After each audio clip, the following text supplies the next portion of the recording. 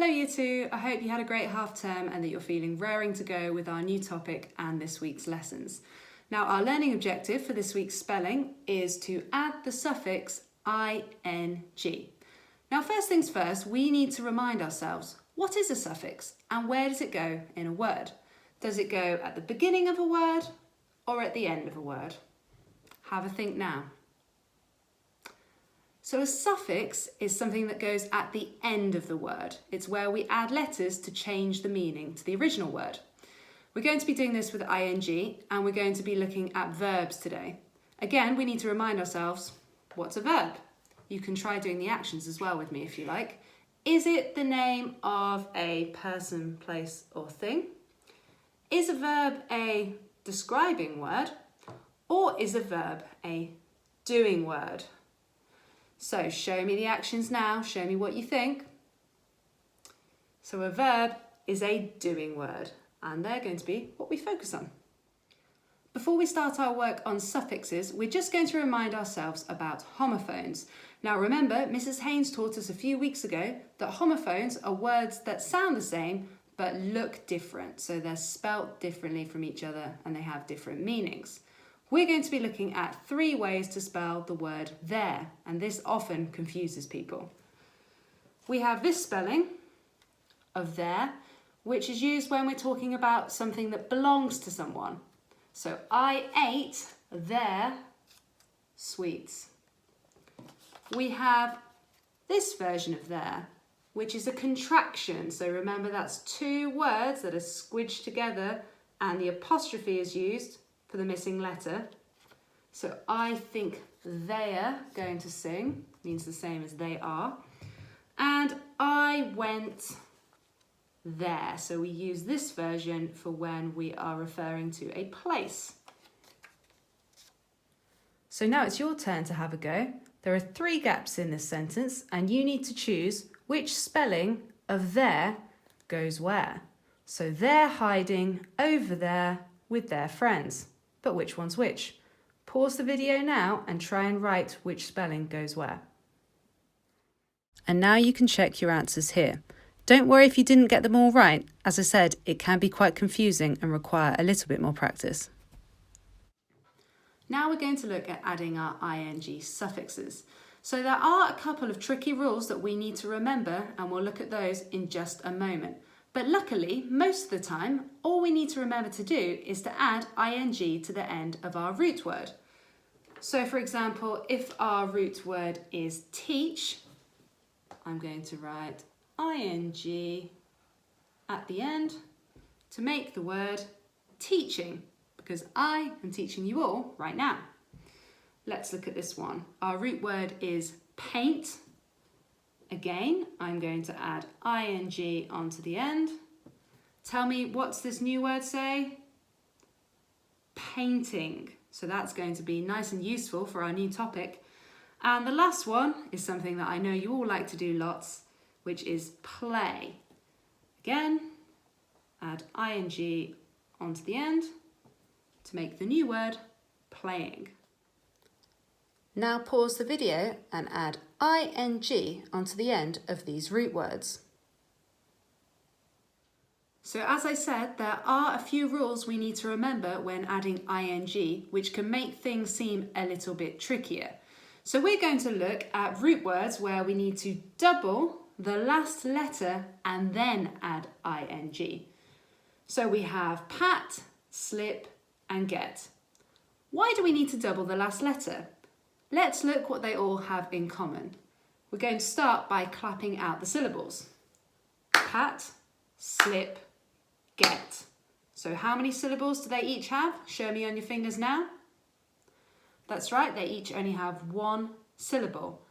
However, before we looked at teach, paint and play, and they only have 1 syllable as well. So what's different about these? Well, one difference is they end in a vowel followed by a consonant. So remember, a vowel is A, E, I, O, U, and a consonant is any other letter of the alphabet. But I don't really want you to worry too much about this. I want you to think more about what sound the vowel makes And in all three of these examples, the vowel is making the short vowel sound. In the word pat, we have the short a sound rather than the long a sound. Likewise, in get, we have the short e, not the long e. Slip has the short I sound rather than the long I sound. In drop, you can hear a short o, not a long o. And in run and hum, you can hear a short not a long u.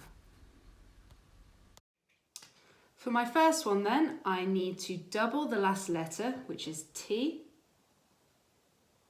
and then add ing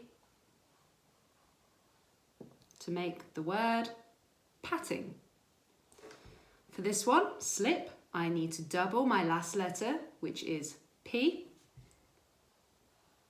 and then add ing. So my word now says slipping.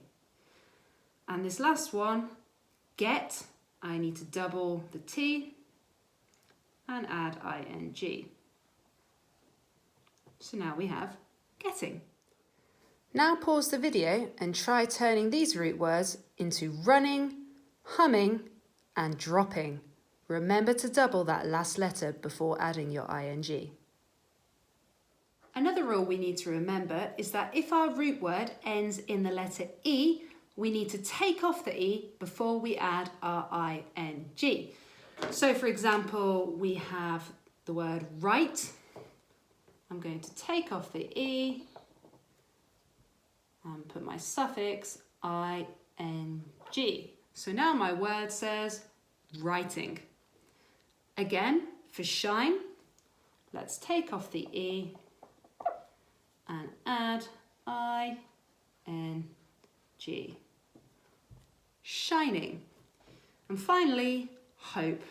Let's get rid of that E and add ing. Hoping.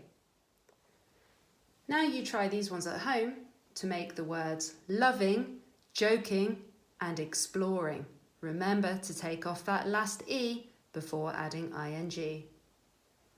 Now at home, I would like you to copy down this table and decide which category each of these root words needs to go into.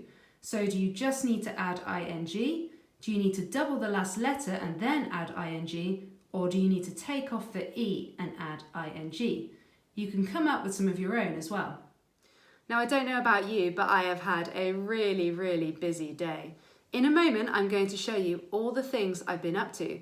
As you watch the video, I would like you to write down the things that you see me doing using your ing suffix.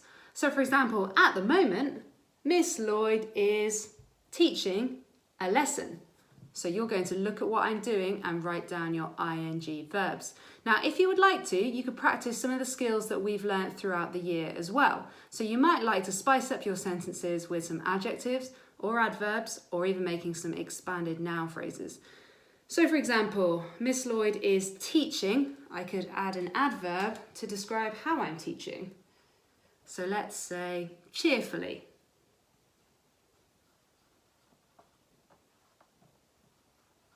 Hopefully you'll agree.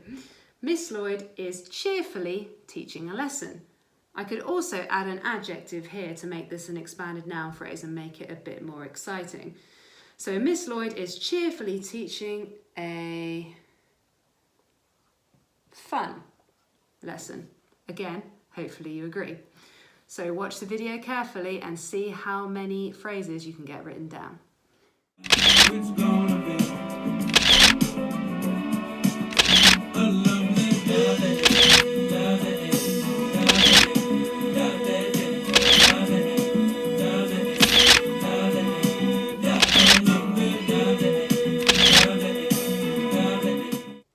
I told you it was a busy day. In fact, soon you'll be able to add napping onto the list of things I've been doing because I think I need to lie down. Well done for all your hard work today, and I'll see you soon. Bye!